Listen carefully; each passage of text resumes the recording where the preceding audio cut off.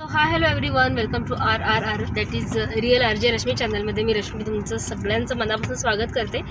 तर सकाळचे वाजलेले आहेत 11, म्हणजे 11 वाजून गेलेले आहेत आणि आता वेळ झालेली आहे इव्हेंटची. दिस इज द इव्हेंट टाईम आणि अर्थात आज एक नाही तर दोन इव्हेंट आहेत. सो तुम्ही बघू शकता माझ्यासोबत आमचे जे कलाकार मंडळी आहेत तर तीसुद्धा आहेत अवेलेबल आणि आमचे सरकारसुद्धा आमच्यासोबत आहेत. तर आज वडूज आणि विटा असे 2 इव्हेंट आहेत. तर तिथली जी मजा आहे किंवा तिथल्या ज्या घडामोडी आहेत त्या तुमच्यासोबत शेअर करणार आहे. So stay with me. Okay, bye. तर आजचा पूर्ण दिवस इव्हेंटमध्ये जाणार होता, कारण आज 2 इव्हेंट होणार होते. त्यामुळे सकाळी आवरून आम्ही सगळेच कलाकार बाहेर पडलेलो होतो. तासगाव रस्त्याला गाडी लागली आणि तुम्ही बघू शकता की सिंगल रस्ता आहे, त्यामुळे वाहनांची बऱ्यापैकी गर्दी होत होती आणि म्हणावा तसं पुढे जाण्यासाठी रस्ता मिळत नव्हता. तासगाव शहरामध्ये तर एवढा चक्का जाम झालेला होता, त्यामुळं आपण थांबूनच तिथून वाट काढायची असा विचार आम्ही केला आणि या गाडीच्या पाठीमागे आमची गाडी होतीच.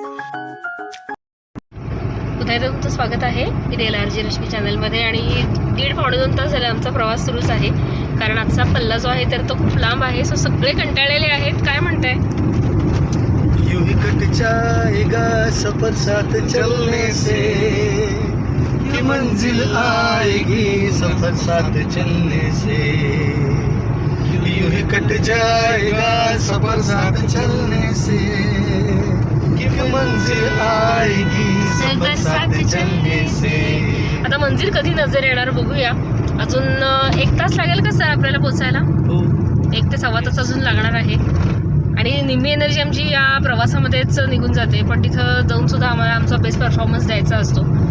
तर कसा असणार आहे आजचा कार्यक्रम तर तुम्हाला याचीही जरा बघायला मिळणार आहे. तर सोबत राहा माझ्या. थोड्या वेळात भेटते पुन्हा एकदा. बाय.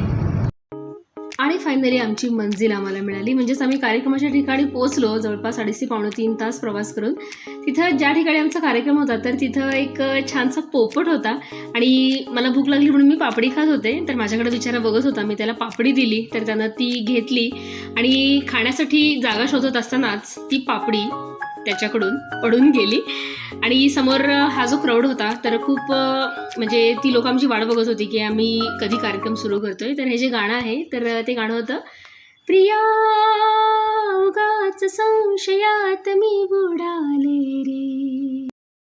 तर पहिला इव्हेंट संपलेला आहे आणि खूप भूक लागली होती म्हणून माझं टिफिन खाल्लेलं आहे मी आणि आता आम्ही जातोय दुसऱ्या इव्हेंटसाठी, जो की असणार आहे विट्यामध्ये. सो तिथं गेले की तुम्हाला भेटते. बाय. तर पहिला इव्हेंट संपून आम्ही दुसऱ्या इव्हेंटला निघालो. वाटेत चहा पिण्याची तल्लफ आली म्हणून चहा चुस्की नावाच्या आउटलेटला आम्ही थांबलो. चहासोबत क्रीम रोल खायला मला खूप आवडतो, तर याचा आस्वाद आम्ही सगळ्यांनी घेतला आणि पुढच्या वाटेला लागलो. उन्हाचा तडाखा बराच कमी झालेला होता, कारण संध्याकाळ झालेली होती. विट्यामध्ये आल्यानंतर पुन्हा एकदा आम्हाला ट्रॅफिक जामचा अनुभव आला, पण तासगाव एवढी ट्रॅफिक अजिबात नव्हती. त्यामुळे आम्ही लवकरात लवकर म्हणजे साधारण वेळेच्या 10 मिनिटं आधी कार्यक्रमाच्या ठिकाणी पोहोचलो. बघा किती छान आतिषबाजी अवकाशामध्ये होती आहे. खूप छान वाटत होतं. एकतर संध्याकाळची वेळ आणि गारगार असं वातावरण झालेलं होतं. आत्ता जरी आकाश निरभ्र वाटत असलं तरी वातावरण नंतर मात्र पूर्णतः चेंज झालं. म्हणजे नेमकं काय झालं सांगेन तुम्हाला आता. कार्यक्रम आमचा झाला. छान असं डेकोरेशन इथं आपल्याला बघायला मिळतंय. ग्रँड असं डेकोरेशन आपण म्हणू शकतो की रॉयल फील या निमित्त या वातावरणाला येत होता. आणि वातावरण चेंज झालं म्हणजे बाहेर आल्यानंतर आम्ही बघितलं की पाऊस पडत होता आणि सांगलीमध्ये पण भरपूर पाऊस पडून गेलेला होता. सो आता लवकरात लवकर घरी जाऊया या आवडीनं आम्ही सर्व कलाकार निघालो, कारण दिवसभराच्या कामात आम्ही सगळेच खूप थकलेलो होतो.